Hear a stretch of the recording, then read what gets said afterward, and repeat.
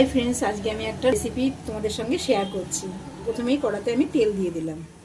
এই রান্নাটা করার জন্য আমি পেঁয়াজ কুচি, টমেটো কুচি, আদা, রসুন, কাঁচা লঙ্কা এটা নিয়ে নিয়েছি। এটা পেস্ট করে নেব।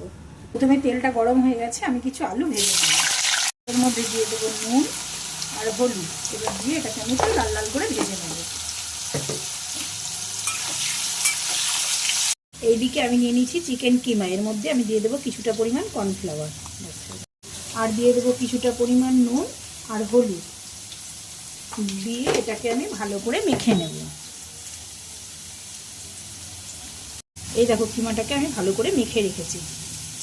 এদিকে আলুটাও ভালোভাবে ভাজা হয়ে গেছে। আলুগুলো ভালো করে ভাজা হয়ে গেছে। এবার আলুগুলো আমি তুলে নেব। ওই তেলেই দিয়ে দেবো পেঁয়াজ কুচি, ক্যাপসিকাম কুচি, টমেটো কুচি, আদা কুচি আর রসুন কুচি।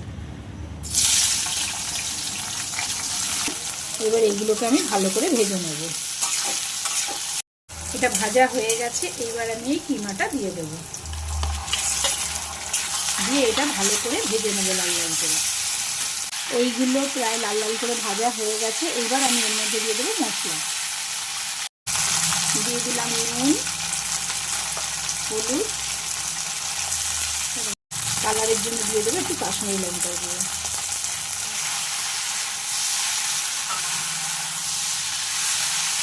এইবার এর মধ্যে দিয়ে দেবো আগে থেকে করে রাখা মশলাটা।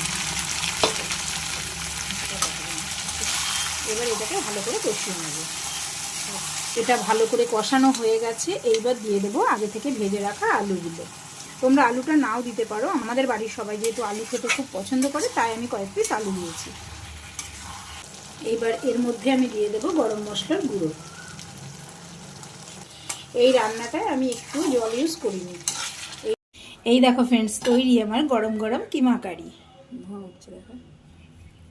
কিছুটা রুটি বা পরোটা দিয়ে অসাধারণ লাগবে।